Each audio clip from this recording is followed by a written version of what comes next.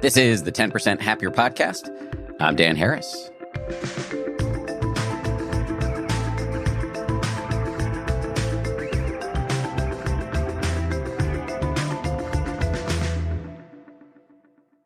Hey, gang, if you're not sleeping well, it is harder to do anything you care about. It's harder to get healthier, to be more focused and productive, to be happier, to be more successful, to have good relationships, all of it.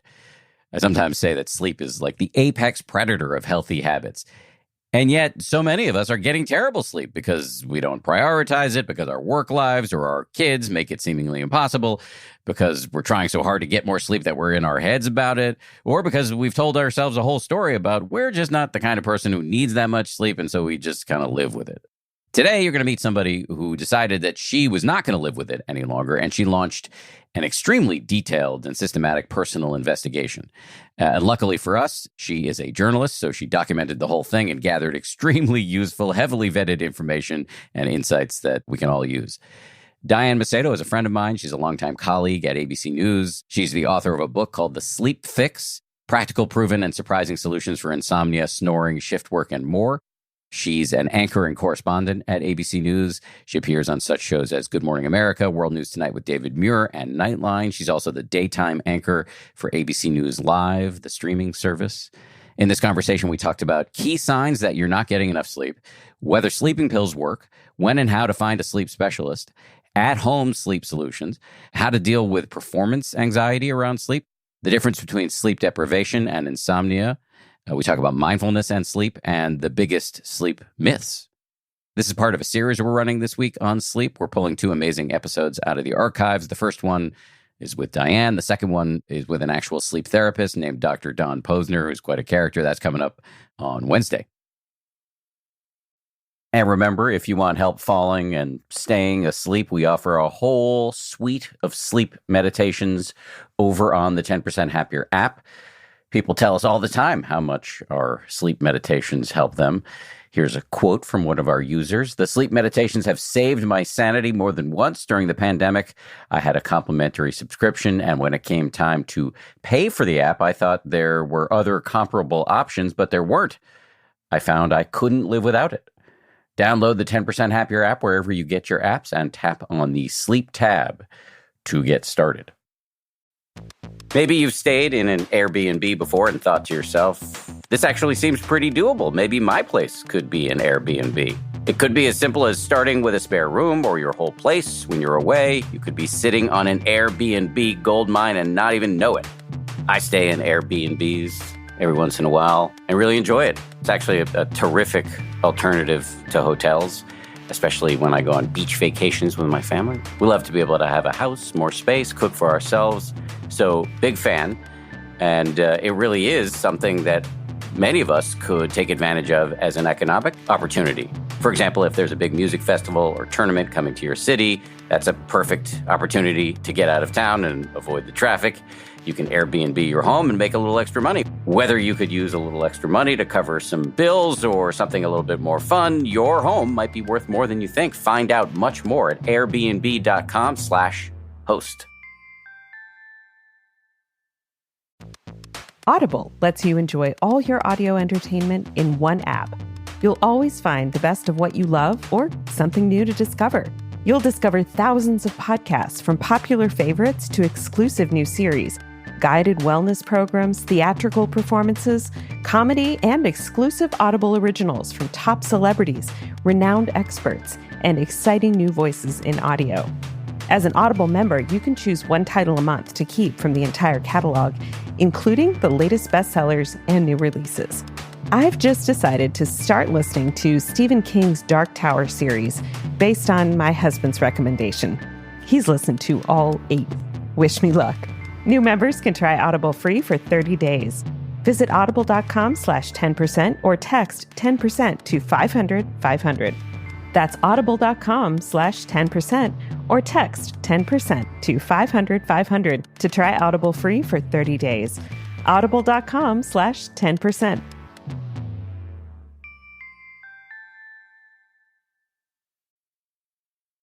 Diane Macedo, hello. Hi, Dan. Welcome to the show. It's so interesting to have an ABC News person on here. Did you sleep well last night? I slept terribly last night, but that's because of my kids, not because I couldn't sleep. Somebody was actively conspiring against your sleep. They haze me. It's like being in a fraternity in my house every night.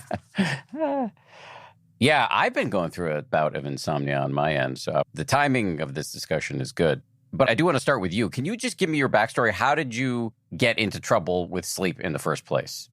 It started when my hours changed. I'm a biological night owl, which I now understand, but at the time I didn't. And so when my hours switched and I started working early morning news hours, I started having a really hard time falling asleep and I started having a really hard time waking up. And that just sort of snowballed. And it ended up being this years-long struggle with sleep that at first I just sort of dismissed as, oh, well, that's just me. That's just how I'm built. I'm just a bad sleeper, et cetera. And then it got bad enough that I couldn't ignore it anymore. So I started seeking out articles about sleep and television segments about sleep and reading popular sleep books. Everything that I found, all the tips that I found, they didn't work. If anything, I felt like I was actually worse off after trying all this stuff. And then every now and then, I also came across things that just seemed really unrealistic to me. For example, that I should quit my job and find a schedule that was more in line with my circadian rhythm. I just kind of thought, well, lots of people work overnights and work strange hours. Is every surgeon going to only work between the hours of 9 and 5? That doesn't make sense. So eventually I went to my doctor and she convinced me to start taking Ambien. And I was so hesitant to take a sleeping pill, but she convinced me that it was fine, that it was,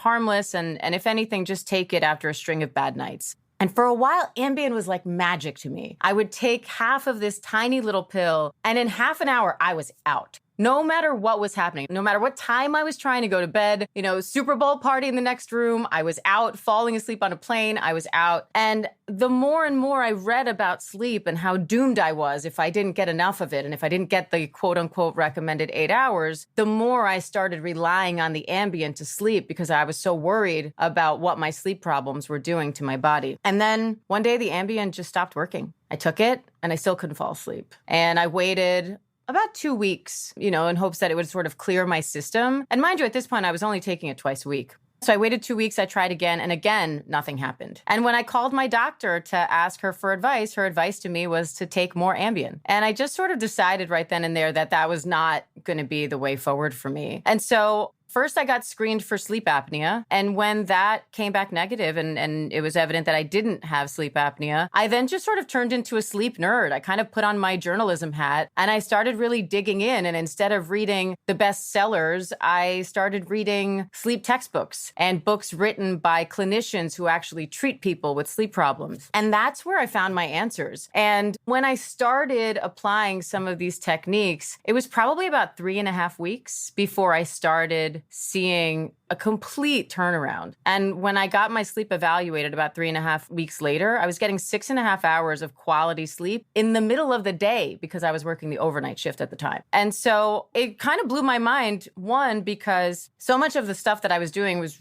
actually really practical and simple, completely drug-free. And so much of it was completely the opposite to what I thought I was supposed to be doing and what I know so many other people out there think they're supposed to be doing. That was kind of the really early stages of what became this mission that I'm now on. I started talking to more and more sleep experts and interviewing the people behind the research. And more they said, we've been trying to get this message out there, but for some reason, this isn't what makes it into the headlines when people talk about sleep and sleep problems and sleep solutions. So I eventually ended up writing the book that I wish had existed when I was struggling. And my hope is that by writing this, that I can save other people from going through what I went through. I've been reading it on some sleepless nights, and it's helpful to hear you describe accurately what I'm experiencing. There were a number of questions that came up in my mind as I was listening to everything you just said. First had to do with Ambien. In a sleep-oriented episode we did on this show several years ago, a sleep researcher said the words to me that I've never gotten out of my head. The words were, there is a difference between sleep and sedation. So is Ambien not really sleep? It depends on who you ask. And the reason why I didn't put this in the book is because of that. I wanted the science in the book to be impeachable, and I got a few different answers. But I think there is sort of a general consensus that the quality of sleep that you get on a drug like Ambien is not the same as you would get just sleeping regularly. So bottom line, it might make sense in some circumstances to take a Ambien, but you should know it's likely not the quality sleep you'd be getting if you were sleeping drug-free. And it's not addressing the problem. So I equate sleeping pills to like crutches if you have a broken leg.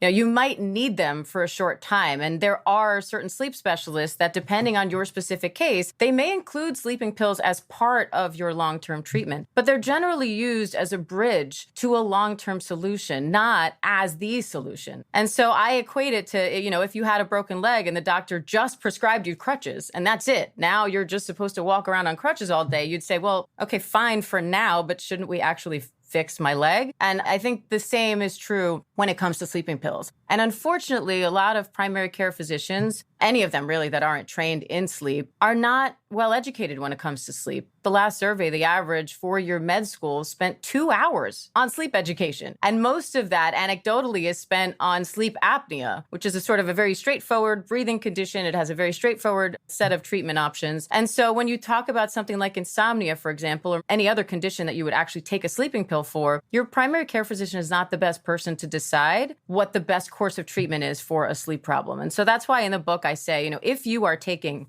any substance on a regular basis for the purpose of helping your sleep, it should really be under the guidance of a sleep specialist, because sleeping pills aren't necessarily the enemy, but they should be used in a thoughtful and strategic way and not painted as a solution to the problem, because they can make some sleep problems worse. They can be dangerous in certain aspects. And despite the claims, they can be habit forming. And I am actually helping a friend right now who reached out to me after reading the book and confessed that for decades now, she's been addicted to Ambien. And in her words, it has ruined her life. And she's now trying desperately to get off. And when I reached out to the sleep experts that I've now become in contact with, the sad truth was they said they see cases like this all the time. So I'm very wary when it comes to sleeping pills. I think they need to be used thoughtfully, strategically, and under the care of a sleep specialist. I appreciate that. You mentioned sleep apnea and that you got screened for it. Can you give us a little bit more information on what exactly sleep apnea is and whether we should all get screened for it?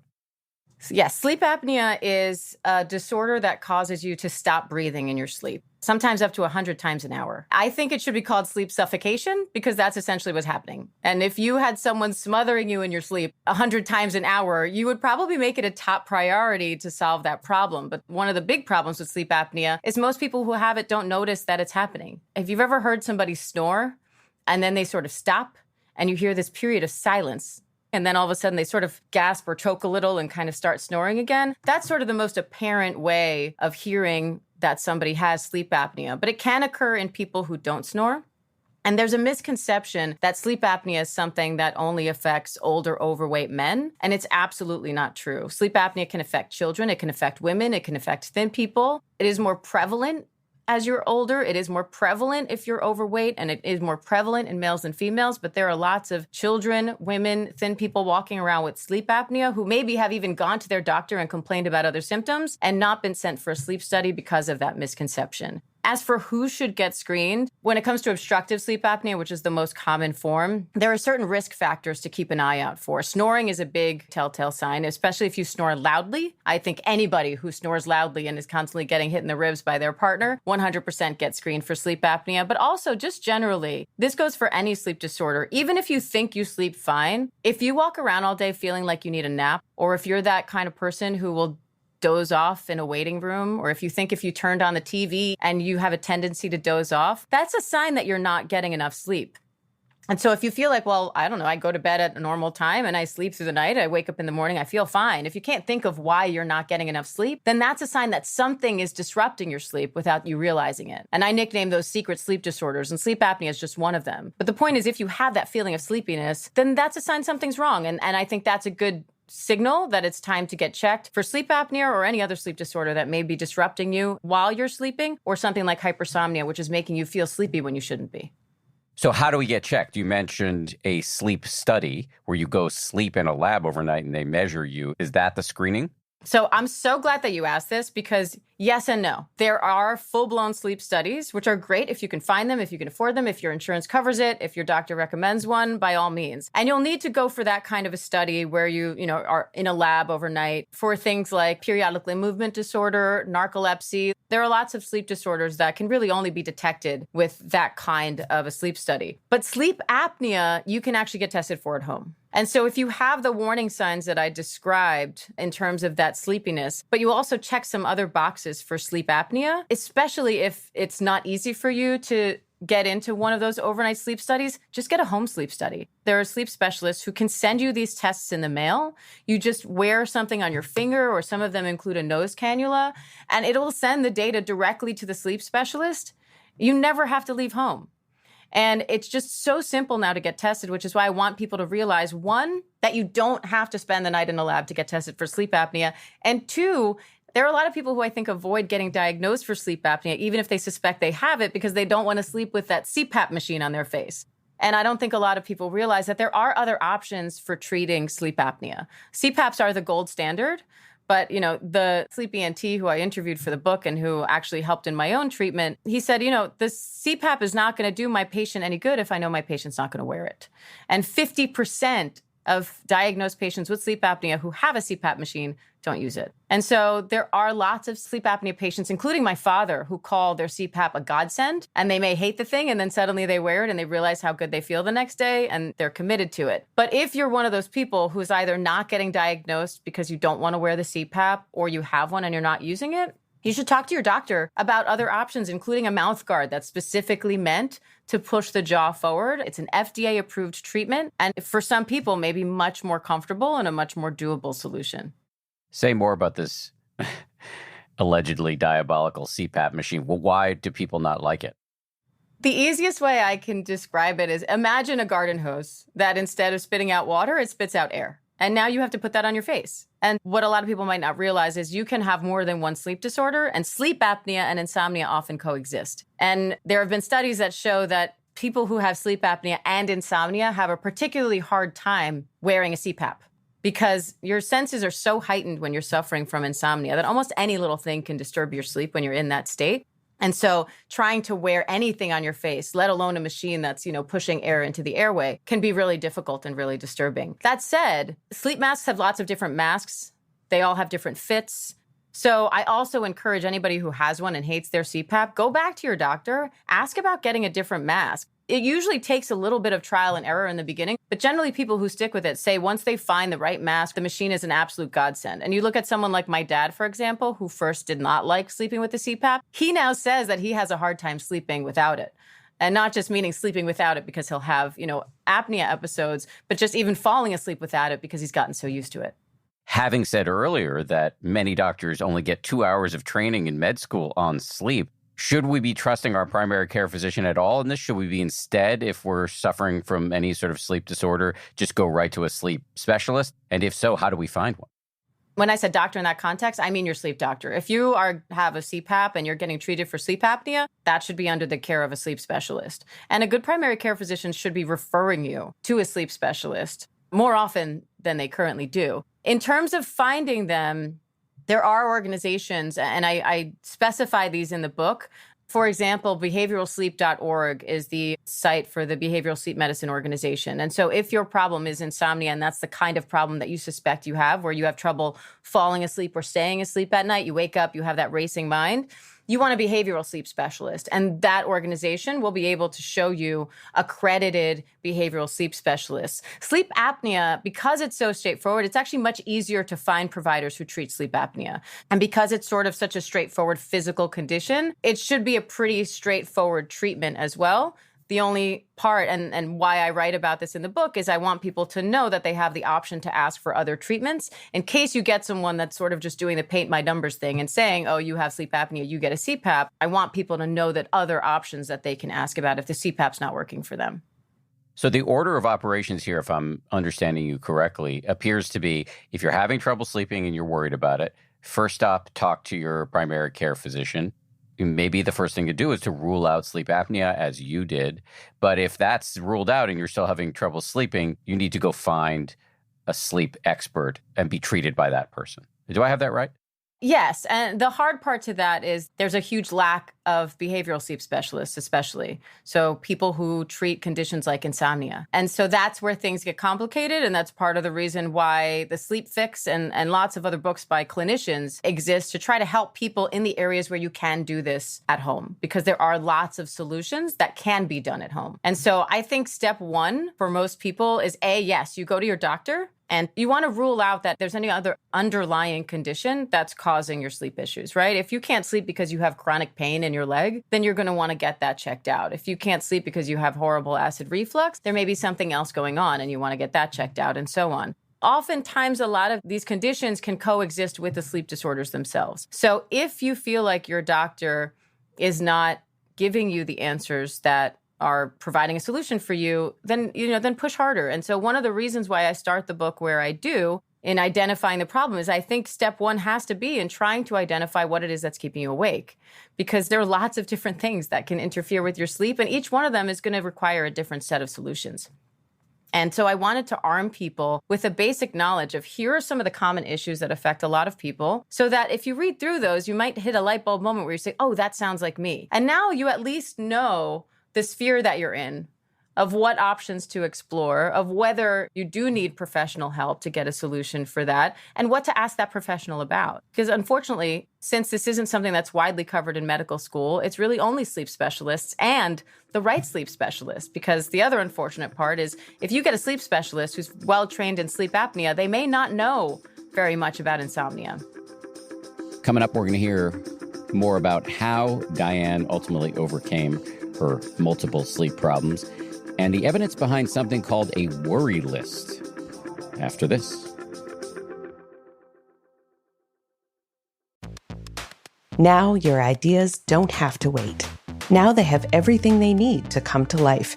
Dell Technologies and Intel are creating technology that loves ideas, loves expanding your business, evolving your passions. We push what technology can do so great ideas can happen right now. Find out how to bring your ideas to life at Dell.com/welcome to now. This show is sponsored by BetterHelp. Sometimes in life, we are faced with tough choices and the path forward is not always clear.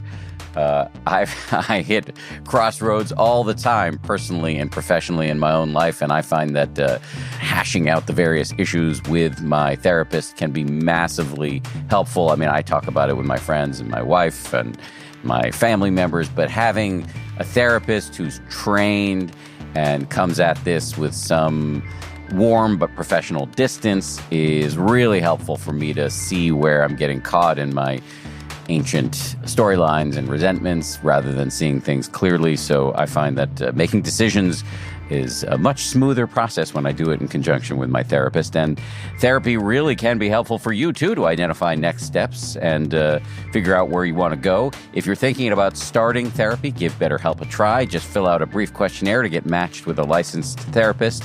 And you can switch therapists at any time for no additional charge. Let therapy be your map with BetterHelp. Visit BetterHelp.com/happier today to get 10% off your first month. That's BetterHelp, HELP.com/happier.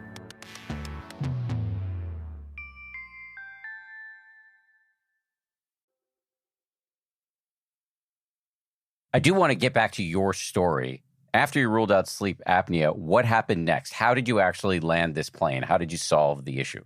For me, for example, I was working an overnight shift at the time. So I knew that my circadian rhythm, my body clock, had to be part of the mix of my sleep problems, right? I was trying to sleep during the day and I was trying to be awake at night. And you don't have to be a sleep expert to know that our bodies are not wired that way. And so I knew that that was at least part of my problem. And so that was going to have to be at least part of my solution. And so when I started reading about all these different sleep techniques, I decided to start with a focus on that.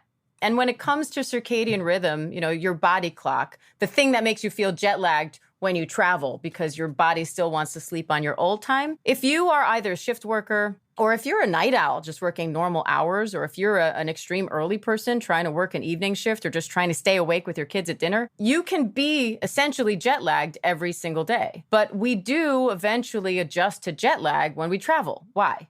because of when we see light, when we see dark, when we eat, when we sleep, when we exercise, and when we wake up. And so I dug into research that looked in there and tried to figure out how do we apply those same tools, but at home in your everyday life. And it turns out that in a very similar fashion, light is the most powerful tool for your circadian rhythm. And so for me, I couldn't quit my job like everyone was telling me to and just find a schedule that was closer in line with my circadian rhythm. So the next best thing is to trick your body into thinking you change your schedule to something more in line with your circadian rhythm. And the common advice to do that is to get bright sunshine in the morning, which of course I couldn't do because I worked an overnight shift, and I still can't do because I have other things that I have to do in my mornings other than sunbathe. But there's a really easy workaround, which is I have a therapy light in my bathroom and it mimics sunlight. And so while I'm getting ready in the morning, brushing my teeth, washing my face, doing my hair, if you're shaving, whatever it is, you just have this light on. And by hitting your eyes at that first sight of your wake up, it's communicating to your brain that this is morning, this is time to wake up. And that helps you to start getting wake signals at the right time. Now your body starts to want to wake up at that time every day. And because it's setting your body clock, it also then helps you to start getting sleep signals at the right time when you want to feel sleepy. So this is a great, great solution, not only for shift workers, but also for anybody who feels like they struggle to fall asleep at night because they feel like they're still too awake. And for anyone who then struggles to wake up in the morning because they're trying to wake up when their body's still sending them sleep signals. Super easy, super practical, and it's so incredibly powerful to help to set that body clock if that is in fact your problem. That was one great tool. And then, I used food timing and a few other kind of tricks to help on that front. But the biggest eye-opener for me, the more I started reading about sleep and about insomnia, was that there was another element to my problem, and it was anxiety, which surprised me because I'm not generally an anxious person. And so, if you ask friends, family, whoever, they will, I think, almost surely relay to you that I'm the kind of person who's very calm under pressure, that I'm not a big worrier. I don't generally sweat the small stuff. And yet here I am reading this description of what is essentially an anxiety problem. And I'm thinking, check, check, check, check. That's me. And so what often happens is when we have trouble sleeping. So in my case, it was due to a circadian rhythm issue because I was trying to sleep at a time when my body wanted to be awake. When we try to force sleep when our body isn't ready for it, and we spend a lot of time laying in bed awake and frustrated, our brain has this mental autopilot feature that recognizes patterns in our behavior and starts to prepare for what's next. So if you were to walk into your favorite restaurant that you go to all the time, you might start to salivate before the food even hits the table, maybe even before you see the menu, because your brain says, oh, I know this place. This is the place where we're going to have a great meal. And it starts to prepare for what's coming next so that it can then divert its attention to other new things that it needs to focus on. That same mental autopilot feature kicks in when we spend too much time awake and frustrated in bed. Your brain starts to recognize bed as a place for wakefulness and frustration. And instead of bed becoming this safe space where you can calm down and unwind and peacefully go to sleep, bed becomes this place where, oh, I know where we are. We're in that place where we have to be alert. And that's something called conditioned arousal. And you'll recognize this if you are one of those people who is on the couch, you're dozing off, your eyelids feel heavy, your head feels droopy, and you think, okay, I'm really sleepy, I'm going right to bed. And the second your head hits the pillow, you suddenly feel wide awake and your brain is going a mile a minute and you start thinking about, some pointless, horrible conversation you had 5 years ago or something you have to do tomorrow or whatever it is. That is the calling card of conditioned arousal. And I think the key and the reason why so many insomnia tips out there fail is they don't address this. And you can address lots of different things in your sleep problems, but if you have conditioned arousal and you don't address that, you are still going to have a sleep problem at the end of the day. So your problems appear to have started with circadian rhythm disorder, and then insomnia, more specifically a conditioned arousal, kicked in because you were freaking out about being unable to sleep. And that became this toxic cocktail that was operating for you. Do I have that right? Yes. And I hate using the terms disorder, even though they are, right? Circadian rhythm disorder is the absolute correct term. Insomnia disorder is the correct term for what I had because I had chronic insomnia. But I think when people hear the words disorder, even sleep apnea disorder, they think, well, I don't have a disorder because I get up every morning, I go to work, I still function, and so we think people with disorders can't complete their daily functions of the day, and most of us with sleep disorders do. And so I just want to caution people from hearing that word and thinking, well, that doesn't apply to me, because for a long time, I functioned, quote unquote, completely well and still had 3 different sleep disorders, because I also discovered in the process of writing the book that I also have restless leg syndrome, which is much more common than people think. So so what started for me as just, my work schedule and my body clock were on 2 completely different time zones. And so that made it really hard for me to fall asleep early because my body still wanted to be awake. All of the effort I put into then trying to force myself to fall asleep at a decent hour so I could wake up for my crazy early morning shift and eventually my overnight shift, all that time and effort that I spent trying to force sleep when I wasn't ready then gave me insomnia as well. And so then I had 2 problems that I had to deal with. And then a third, which is restless leg syndrome, which I want to talk about because I think I might have that too. But let's go back to conditioned arousal. You said if that doesn't get solved, all the other hacks for insomnia aren't going to do much because your mind is going to be working against you. So how did you solve that? So it's a 2-pronged approach. One, and then the hard part is you need to lower the arousal that's fueling that. And so I like to describe it like a sleep seesaw, right? Imagine on one side, you have your sleep drive. Sleep drive is super straightforward. It's like hunger. The longer you're awake, the more your sleep drive powers up. Right? It's like a gas tank building up throughout the course of the day. The more sleep pressure builds up, the chemical adenosine builds up in your brain, and that makes you sleepy. And then as you sleep, that adenosine dissipates and takes the sleepiness away. On the other side of your sleep seesaw is your wake drive. And that is powered not only by your circadian rhythm. So there are certain times of the day where you'll feel more or less energetic, regardless of whether or not you slept. That's just your body clock doing its thing, sending you wake signals at certain times, sleep signals at certain times. But your wake drive is also powered by things like stress, anxiety, excitement even. And when you try to go to sleep and you are too stressed or excited or anxious about something, including being worried about the fact that you might not sleep, that powers up your wake drive. And even if your sleep drive is pretty high, it can power up your wake drive enough that now it overpowers your sleep drive and it tips your sleep seesaw back into awake territory. Now, what we often do to respond to this, and I was guilty of all of this, is because we think about how doomed we are due to the lack of sleep because we had a bad night, we then try to make up for that by sleeping in, by napping, or by going to bed earlier the next night. But all that means is now you're depleting your sleep drive once again. So come bedtime, you're not that sleepy. Your sleep drive is not that high. And you need it to be extra high to overpower that wake drive, that stress and the anxiety and everything else that's sort of powering up your wake drive.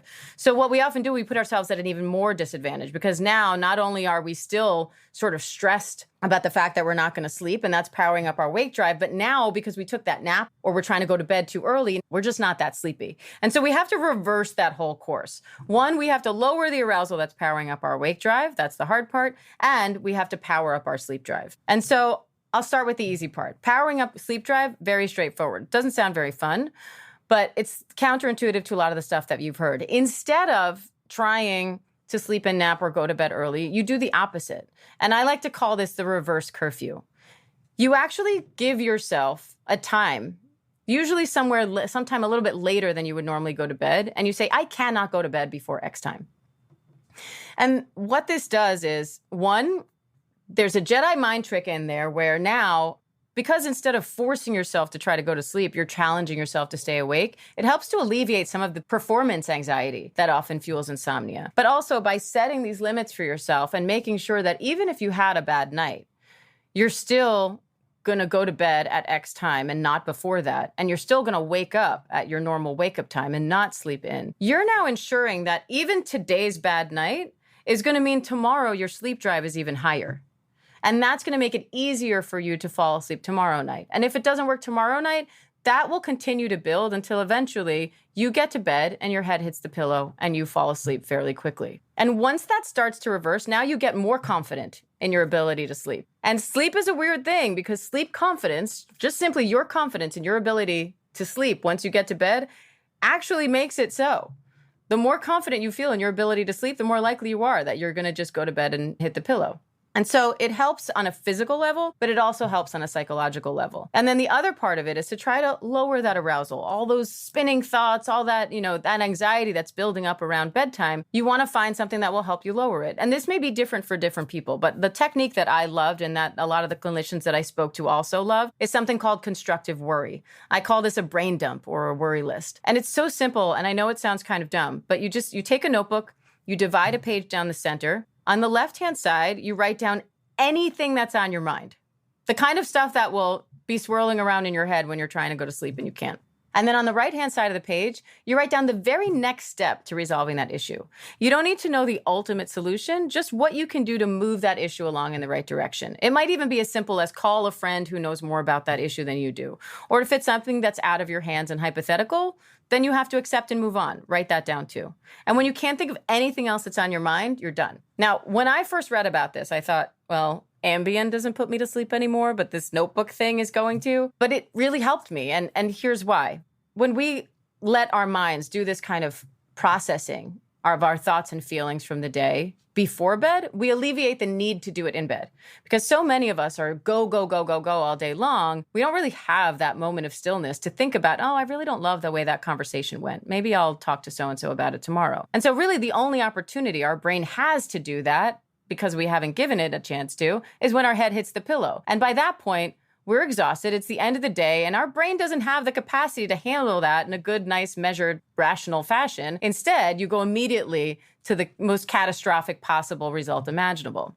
So by giving our brains the opportunity to do this in this moment, we alleviate the need to do it when our head hits the pillow. The other part is that mental autopilot feature, that same thing that's keeping our insomnia going. Now that starts to kick in and it says, oh, this is where we think and worry about things, not when my head hits the pillow. And you start to form a new association and you start to divorce that old association that that's what we do in bed. We often also get repetitive thoughts when we're laying in bed in that insomnia loop. And part of that is just because your brain is trying to remind you to deal with these issues. So by writing everything down, you alleviate the need for that reminder. And then finally, the exercise itself gets you more focused on solutions rather than ruminating on problems, which we so frequently do when we're struggling again in that insomnia cycle. And so it can actually not only help with sleep, but even just general kind of well-being, because your mind starts to think, oh, okay, let's think about how to solve this problem instead of just, I have this problem, it's so terrible, I have this problem. And so the best part about this thing and what kind of blew my mind is that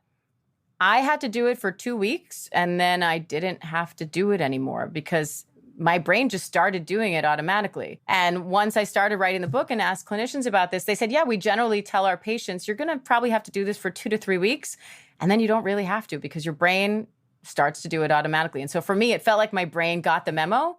Head on pillow means it's time to sleep, not that it's time to think and worry about the day. And so I do keep the notebook in my nightstand. And if I have a particularly stressful day where I feel revved up at night, or if I, for whatever reason, wake up in the middle of the night and I feel like, my thoughts are going a mile a minute and I can't go to sleep, I'll get out of bed, I'll jot down my list. And that normally does the trick to just sort of take the temperature down on all of that racing mind feeling.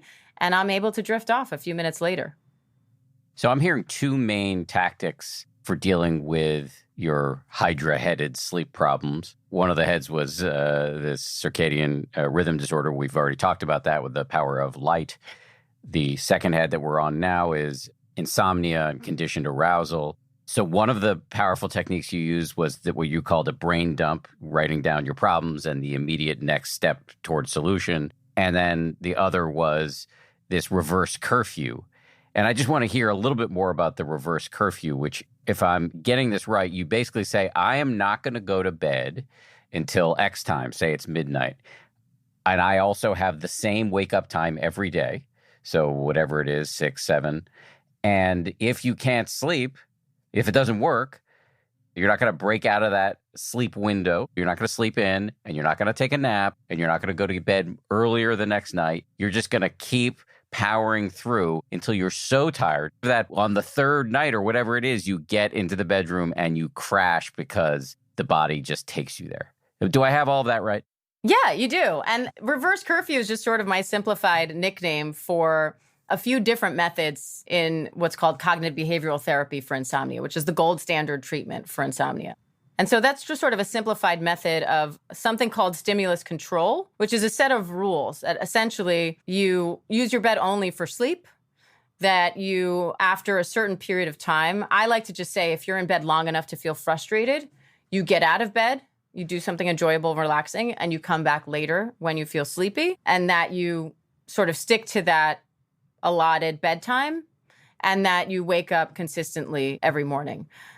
There are other versions of that called sleep restriction and sleep compression. And so with sleep restriction, you look at how much you think you sleep in a night. So let's say you go to bed every night at 11, but you feel like you only actually fall asleep at 1 a.m. and your wake up time is 7 a.m. or whatever it is. Your bedtime is now 1 a.m. And if after doing that for, let's say, a week, you're still having trouble sleeping, now your wake time shrinks even more. And so that sleep window is going to increase and decrease depending on what kind of results you're seeing. In what's called sleep restriction, you sort of cut it down to the minimum. And once you start seeing results, you start to expand that window a little bit more and more. The method that I prefer, because it's a bit more idiot-proof, for lack of a better term, is something called sleep compression, which even in all of my reading that I had done when I started writing the book, I had never heard of sleep compression until I actually read about it in a behavioral medicine sleep textbook. And sleep compression is just doing it the other way around. Instead of saying, okay, I'm going to cut everything down to the bare minimum of, say 6 hours and then expand from there, sleep compression, you do the opposite. You start off from what feels like a comfortable amount of a sleep window. And then if you're still having trouble sleeping, you cut back a little bit more. Let's say 15 minutes a week.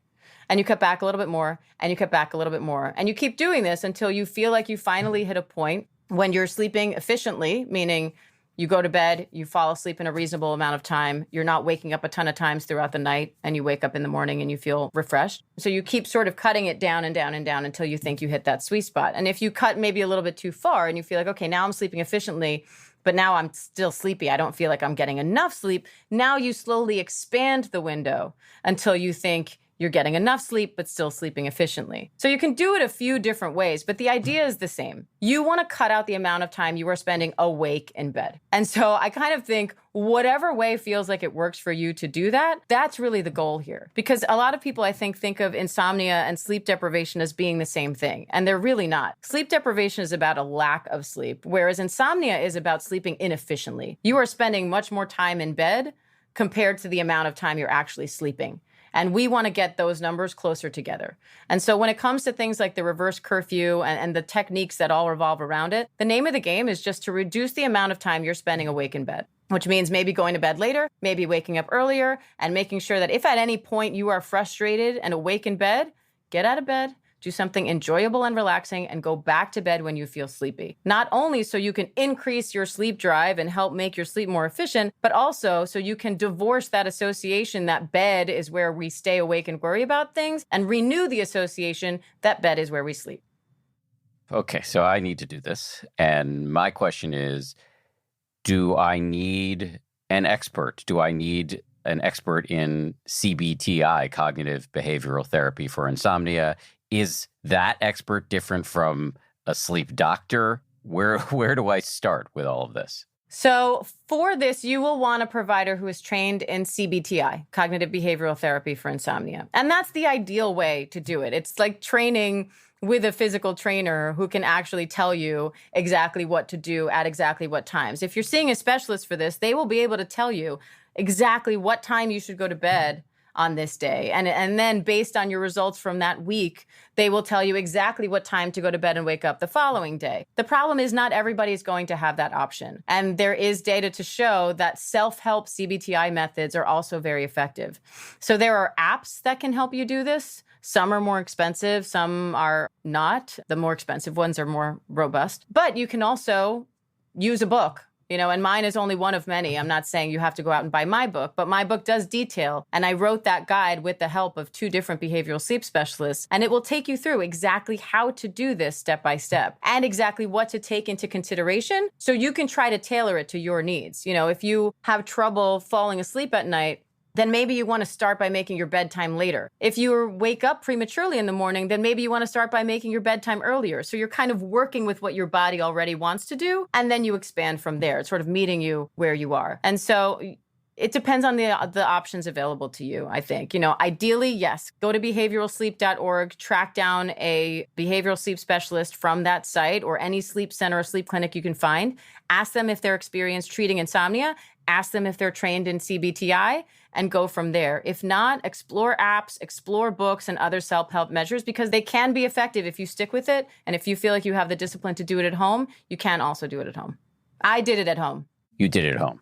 Sort of accidentally, but yes, I did it myself. When I was sort of on this journey, we had decided, since I was the anchor for the overnight news show, and obviously a lot of our viewers also suffer from sleep problems, that we would document my journey for the show. And so the original intention was I was going to get screened for sleep apnea and anything else the doctor wanted to do. I basically just went in and said, put me through sleep boot camp. Whatever you want to do, I will do. And we will show, sort of how the process works. And so he sent me home with an at-home sleep apnea test and another test that is supposed to analyze your sleep architecture. And that very day, Good Morning America asked me to come on and do standby anchor duty, which meant now I had to go back into work at 11:30 in the morning, which for me was smack in the middle of the night. And anytime this happened to me, it completely threw me off because it was really difficult for me to get my body on a daytime sleep schedule. And so anytime I differed from that, it felt like, for me at least, it took me weeks to get back to the measly 3 or 4 hours I was getting anyway. And so since this happened, just as I was doing these tests, the sleep apnea test came back negative, but the other test was basically inconclusive because I wasn't getting enough consolidated sleep to even register on the sleep cycle analysis. So under normal circumstances, doctor right then and there would have sent me to a CBTI specialist. But because we were documenting this,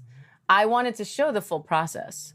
And so he said, you know what, just wait, get yourself back to your normal 4 hours or whatever it is that you normally get. And then we'll do that test again. We'll show the results of that test, and then we'll recommend you for CBTI. And in the process of trying to get myself back to that 3 or 4 hours of sleep so I could then do the test and continue on, I started reading about all these CBTI techniques and just trying them. And my goal was just get back to those, my normal 4 hours of sleep so I can move on and finish shooting the story and, side note, fix my problems. And what ended up happening was I actually fixed the problems. And so when he 3 weeks later went back and did the test on me, I was getting 6.5 hours of high quality sleep.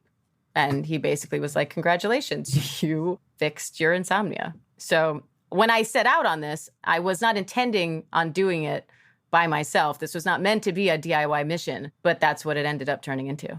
Well, it's heartening to hear, though, because while it'd be nice if we could work directly with an expert in CBTI, but it is also possible to use a book like yours to do it at home.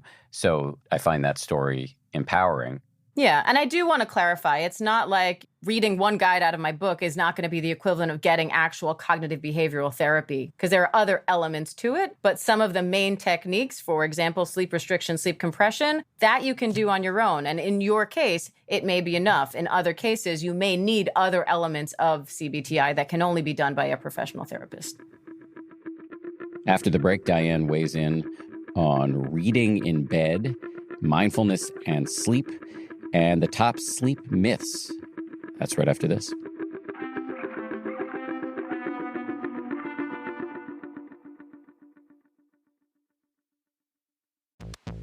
Experiences are what people love the most about travel. That is why I really do love Viator. They have over 300,000 bookable experiences and something for everybody, from walking tours to extreme adventures. Plus, Viator's travel experiences have millions of real traveler reviews, so you have the information you need to book the best activities for your trip and your people. I mentioned this before, but I went on a big cross-country trip with my son recently. We're in Vegas and New Orleans and Jackson Hole, and I used Viator to scan through some possible activities we could do in each of these places. We've got some more trips coming up. We're going to LA, and I plan to use Viator to find us some cool things to do in that time. It's actually a great way for Alexander and I to mutually get excited about the trip. And with summer upon us, actually, when many of us taking trips, now might be the right time for you to check out Viator yourself. Download the Viator app now and use code Viator10 for 10% off your first booking. One app, over 300,000 experiences you'll remember. Do more with Viator. Angie has made it easier than ever to connect with skilled professionals to get all your home projects done well. Whether it's routine maintenance, an emergency repair, or a dream project, Angie lets you browse homeowner reviews, compare quotes from multiple local pros, and even book a service instantly. So the next time you have a home project, just Angie that and start getting the most out of your home. Download the free Angie mobile app today or visit Angie.com. That's ANGI.com. Let me ask a few other questions about this moment that I think will sound familiar to many people of getting in bed and just thrashing around. What's the conventional wisdom about reading in bed? Because I do a lot of that, and my wife says I'm a dummy for doing that. Is she right? No, and there's some debate in the sleep medicine community about this because some feel very strict, nothing in bed other than sleep. After talking to a lot of different clinicians about this and based on my own experience and now my understanding of the mechanics of it all, I'm more of the mindset, as are many of the doctors that I spoke to, that it's really about not wanting to be anxious in bed. So if reading in bed makes you feel relaxed and you feel like that helps you to unwind and isn't something that's revving you up in any way, then I think that's a good thing. And if it helps you to sort of take the temperature down and it helps you to unwind and it helps you to get your mind off of your, worries about sleep, then absolutely do it. I think anything that actually helps your sleep is a go for me. It's just more if you are laying in bed, scrolling through Instagram, let's say, or whatever your vice may be, and you're doing something that sort of sucks you down that rabbit hole where now you lose track of time, you don't even tell when you're sleepy. And the next thing you know, it's 2 hours past your bedtime. You only realize at that moment you have to go to the bathroom because you've been ignoring all of your bodily signs. That's what you want to avoid, that thing where you completely lose track of time and get totally sucked in. But if you're enjoying reading a book or listening to a podcast or listening to an audiobook or whatever it is that helps you to relax at night and you feel like that actually helps you also to recognize your sleepy cues and go to bed when you feel sleepy, I'm all for it. And meditation's a big one too. I was just going to ask you about that. What did the data show about the relationship between sleep and meditation? I'll just say, and listeners may have heard me say this before, I always find it interesting that, for example, on the 10% Happier app, sleep is among the most popular, if not the most popular section of the app. And yet, the word Buddha means awake. This technology was not designed to help you sleep. So what do the data show? So I think the most interesting point I found about this came from Dr. Jason Ung, who's one of the leading experts on mindfulness and sleep. And his advice is, I'm a huge advocate of meditation and mindfulness for sleep, but my patients are always surprised that I tell them they're not going to meditate at night. I want them to meditate during the day. And the logic behind that makes sense when you explain it. And the way that I explain it is, if you were learning to play the piano, you wouldn't do it for the very first time blindfolded in front of a stadium full of people, right? You would do it at a time that felt pretty relaxed where you could mess up and feel okay about it. And eventually you build up to when you're ready to play in front of an audience. What we often do when we have sleep problems is because we have this arousal going on where you lay down in bed and you feel like your thoughts are going a mile a minute. We hear about meditation. This is what happened to me, right? So I heard about meditation and heard that meditation helps to quiet the mind. And to me, I just thought, well, oh yeah, boom, that's what I need. So I'm going to download a meditation app and I'm going to turn it on and I'm going to get in bed and I'm going to follow what the narrator says. And I'm going to be like Neo and I'm going to stop my thoughts like slow motion bullets and I'm going to go to bed, no problem. Always very tempered expectations on my end. And then, of course, what ends up happening is the narrator's telling me to focus on the breath, and that works for about 5 seconds. And then all of a sudden, I start thinking about how my calf is itchy, or I start thinking about how I forgot to buy those sneakers I really wanted to get. And for me, every time my mind started to wander in all these different directions, I would then kind of reprimand myself because I felt like I wasn't doing a good job at meditating. And because I was not doing a good job at meditating, that meant I was also not going to sleep because the meditation was going to make me sleep. And we just set ourselves up for failure when we do this. And you actually helped shed light on this for me when you told me that that's not really the point of meditation. And it was then listening to your podcast that explained every time you get distracted and you notice that you're distracted, that's a win, because the whole point of meditation is to get distracted over and over again and notice that distraction. And listening to both your advice to me in person and then to your guidance on 10% Happier, that helped me to realize, oh, okay, so this is normal. I'm supposed to get distracted. That's all part of the game. And so I think there's a few lessons to be learned here. One is just that recognition of when you're meditating, you're not supposed to have zero thoughts. Your mind is not actually supposed to be quiet. I think that's a huge breakthrough for people who are trying to meditate, but it's also something we should be aware of with sleep, because we have the same misconceptions when it comes to sleep. Those of us who have trouble sleeping think, I can't sleep because I can't shut my brain off. I can't tell you how many times those words came out of my mouth. But it's a misconception that everybody else who sleeps well does so by turning their brain off at night. Your brain is very active all the time, including when you are sleeping. So it's not a matter of turning your brain off. It's just a matter of lowering your arousal so you're not so upset and getting stressed out about those thoughts. So I think if you can get to a healthy relationship with meditation, that helps you develop that relationship where, oh, okay, I'm having these thoughts, but these thoughts are okay. I'm a huge proponent of meditation. But I think for a lot of people, it may not be the best place to start, and at the very least, maybe follow the advice of Dr. Ong and do it at a time of day when you're naturally already pretty calm.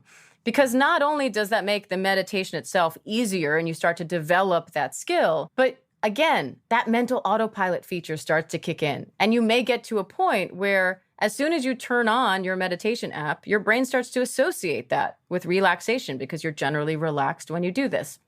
And now, as you start to develop that skill and reinforce that relationship, it eventually becomes a tool that maybe on a random stressful night, you can use your meditation to calm you down again and bring you back to that place where you don't feel like you're getting governed around by your emotions, in your words. But I think it's important to temper those expectations. And also to realize that different things are relaxing to different people and are stimulating to different people. So for some people, as you say, Buddha means awake. For some people, meditating is actually something that makes them feel energized, in which case it's still a great practice, but maybe that's something better reserved for daytime instead of the thing you're trying to use to unwind at night.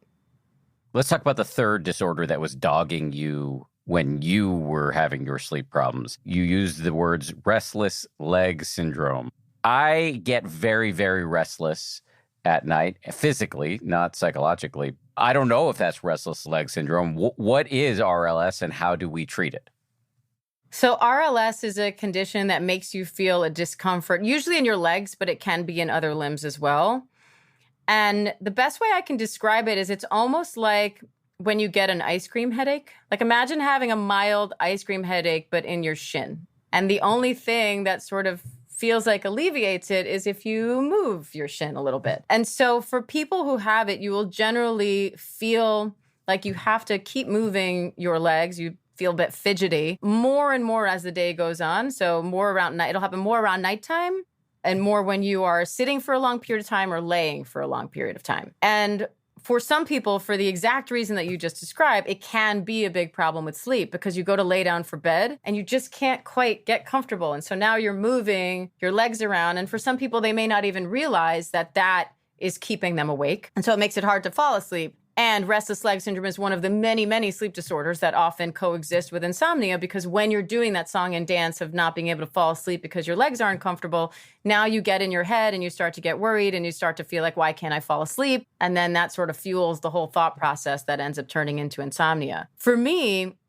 I find my restless leg syndrome actually doesn't interfere with my sleep, so I've never treated it. And I don't plan to unless I feel like it becomes a problem. For my mother, though, it's a huge problem. And the way we figured this whole puzzle out was she read the first draft of my book. She read the first chapter, which details a bunch of different sort of common sleep disorders in very simple ways so everyone can understand. And she had the exact light bulb moment that I was hoping to give to readers, where she read this description and said, hey, wait, I have that. And my mother has always been someone who identifies as an insomniac, or at least someone who, has sleep problems, but she's never complained to me about her legs. So I said, well, okay, tell me more. So she described to me what sounded like textbook symptoms of restless leg syndrome. And I asked her, I said, did you ever tell your doctor about this? And she said, yeah, twice. I went to my doctor. They scanned me for blood clots in my legs. And when they didn't find any blood clots, they sent her home with a diagnosis of your leg is fine. Of course, restless leg syndrome is not something that's going to show up in a scan for blood clots, which is part of why I wrote this chapter, why I started the book where I did, because I want someone like my mother who goes in and describes these symptoms and gets told, nah, your leg is fine, to push a little harder and say, oh, what about restless leg syndrome? Because I'm matching these other symptoms too. And that might make the difference between your PCP sending you home or your PCP then referring you to a neurologist or a sleep specialist who can diagnose you with restless leg syndrome and then treat you if you need it. But treatment for restless leg syndrome ranges from just kind of doing all the same things you would do to alleviate insomnia, because lowering your arousal levels can really help with the restlessness that fuels the restlessness in your limbs. So I feel much less fidgety and restless with my limbs now than I did when I was having all those sleep complications that I was having. But also they found great results with magnesium. In certain cases, magnesium can really help with restless leg, and in certain cases, iron can really help with restless leg. So the answer may be quite simple, but it does involve knowing what it is that you're dealing with so you can make sure you're doing the right solutions. Because if someone has RLS, and they're just trying a bunch of solutions for circadian rhythm, let's say, and they've got the bright light lamp and they've got their meal times correct and they've got the lavender oil on their pillow, they're going to say, well, none of this stuff is working. And the reason none of this stuff is working is because those tools aren't meant to address your specific problem. My psychiatrist recommended magnesium for me, and it's been very helpful. You've referenced food timing. Can you say more about what that is? Yeah, so I think we often hear, breakfast is the most important meal of the day. That holds true for sleep, especially when it comes to people who struggle with circadian rhythm issues. And this is based on research that showed when you deprive animals of food, once you reintroduce the food, their body clocks start to adjust to when food is available to them.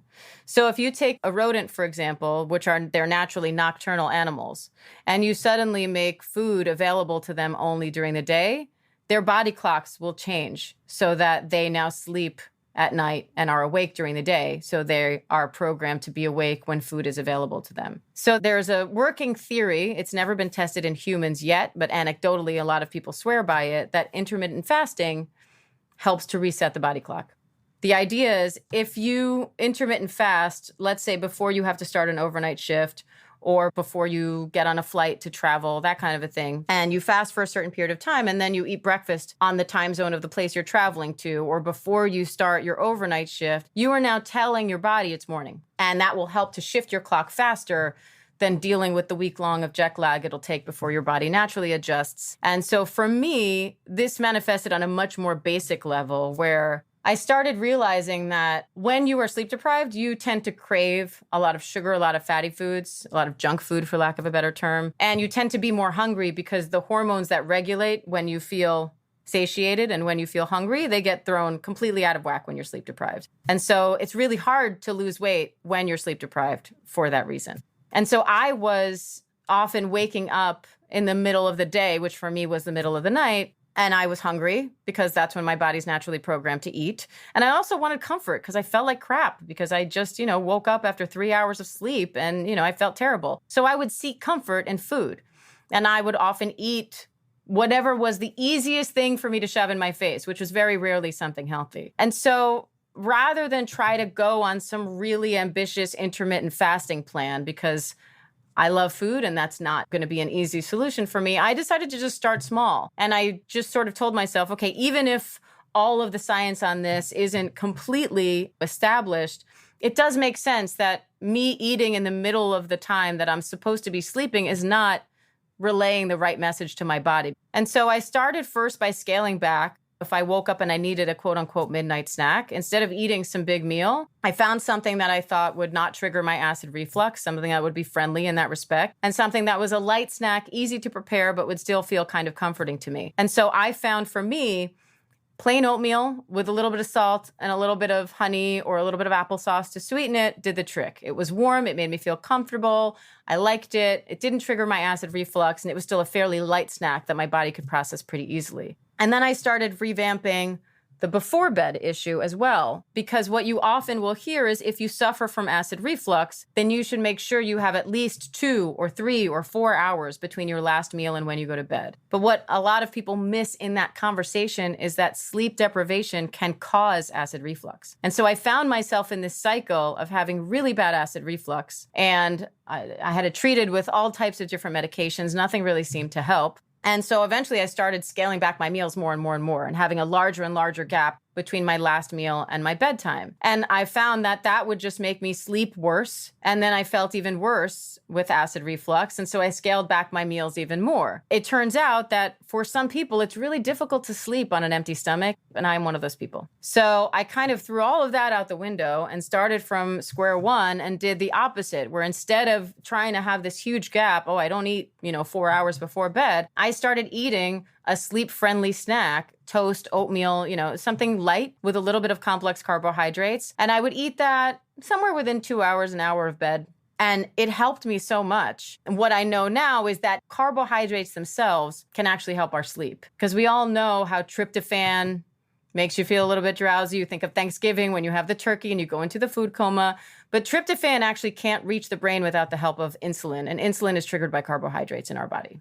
Tryptophan is this tiny amino acid in the middle of this really crowded space, almost like it's in a traffic jam, and it just can't quite get through.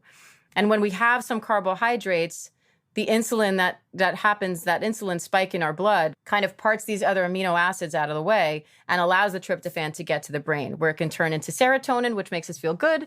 And so the key is here, despite the fact that a lot of people may think, in order to lose weight or be fit or whatever, I need to eat protein all day. And if I am going to have carbs, I'll have it at the beginning of the day so I can burn off those calories. If you have trouble sleeping, you might actually consider doing the opposite. Eat protein earlier in the day, which helps us store up tryptophan in the body. And then you have complex carbohydrates at the end of the day. Well, we have a few minutes left. Is there something I should have asked but failed to ask? I think sleep myths can be a good aspect to address. And there are so many, but I think a few big ones. One, this thought that everybody needs 8 hours of sleep is completely not true. The average, according to the National Sleep Foundation survey, which is where everybody gets these numbers from, the average for most adults is somewhere between 7 and 9 hours. But that same survey points out that anywhere from 5 to 11 hours may be appropriate for some. And I think that's a really important point because we all know what happens if we don't get enough sleep. We hear about it all the time. But no one ever talks about the opposite end of that coin, which is if you are a 6-hour person and you try to force yourself to get 8 hours, all that time you spend awake in bed trying to force yourself to get that sleep is going to give you insomnia. The other aspect of it is there are a lot of people who think they are getting that recommended 8 hours of sleep because they go to bed every night at X time and they wake up in the morning. And as far as they're concerned, they slept through the night. And what they don't realize is they have sleep apnea or PLMD or any other number of what I call secret sleep disorders that are disrupting their sleep throughout the night. And so that's why I think it's really about checking in with yourself, not about the hours that you're getting on your fitness tracker or that you're seeing on your clock. If you feel like you need a nap all day, if you're dozing off during moments of stillness, even during the day when you feel like you should feel awake, then that's a sign that something's wrong and you want to get that checked out. And on the flip side, if you feel fine all day, if you feel like your energy levels are pretty good, then you're probably getting enough sleep, even if it's not the quote unquote recommended 8 hours. I'm glad you brought up the sleep myths. Thank you for doing that. Before we go, can you just plug your book and any other resources that you've put out into the world for people who want more? Yes. So the book is called The Sleep Fix. You can find more information at sleepfixbook.com. My social media handles are at Diane R. Macedo on Facebook, on Twitter, on Instagram. And I am the Diane Macedo on TikTok, which I just joined. But particularly on Instagram, I put out a lot of sleep information. I, for example, just got recommended a sleep screener that's still in the works by a few sleep scientists, but is the kind of site where you go in, you answer a few questions, and it will actually spit out what your symptoms indicate you may be suffering from. And so resources like that, I think, are so helpful to help make sure people are addressing the right problems. That's the kind of thing that I kind of keep people up on social media, because I really just want to help people as much as possible and help steer people in the right direction. Because especially after the pandemic, there are a lot more sleep problems out there than there used to be. And I think people really need more resources than what's available to them right now. Really appreciate it. You're helping me. I think you're helping a lot of people. So bravo. Thank you. Thank you. Thanks for having me. And I hope it's helpful. Thanks again to Diane. Thanks also to you for listening. 10% Happier is produced by Gabrielle Zuckerman, Justine Davey, Lauren Smith, and Tara Anderson. DJ Kashmir is our senior producer. Marissa Schneiderman is our senior editor, and Kimmy Regler is our executive producer. Scoring and mixing by Peter Bonaventure of Ultraviolet Audio, and we get our theme music from Nick Thorburn of the great indie rock band Islands. We'll see you all on Wednesday for part 2 of our series on sleep with Dr. Don Posner, Bronx native, sleep expert, and just all-around fascinating dude.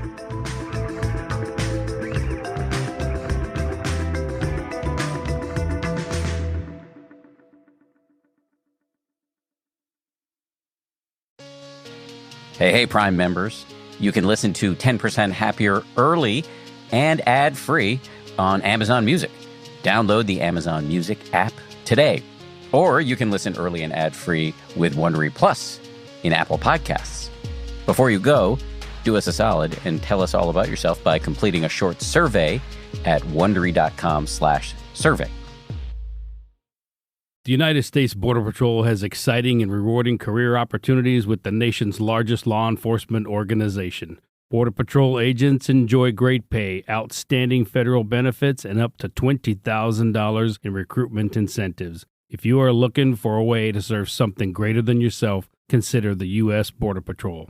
Learn more online at cbp.gov/careers/USBP. That's cbp.gov/careers/USBP. When it comes to celebrity feuds, the stakes couldn't be higher, because if you lose, you'll wind up as the #1 trending topic on Twitter, or worse, in court. I'm Matt Belisai. And I'm Sydney Battle. And we're the hosts of Wondery's new podcast, Dis and Tell, where in each episode, we unpack one of pop culture's most iconic celebrity feuds and what our obsession with them says about us. The first season is packed with some messy pop culture drama, like the conflict between Blac Chyna and the Kardashians. It starts with Chyna befriending Kim, and then Chyna's fiancé Tyga leaving her for Kylie. But that rivalry is soon followed by an all-out war with the entire Kardashian-Jenner clan that involves physical fights, revenge porn, and multiple lawsuits with more than $100 million on the line. You've seen the headlines, and now you'll get the whole story. Follow Dis and Tell wherever you get your podcasts. You can listen ad-free on Amazon Music or the Wondery app.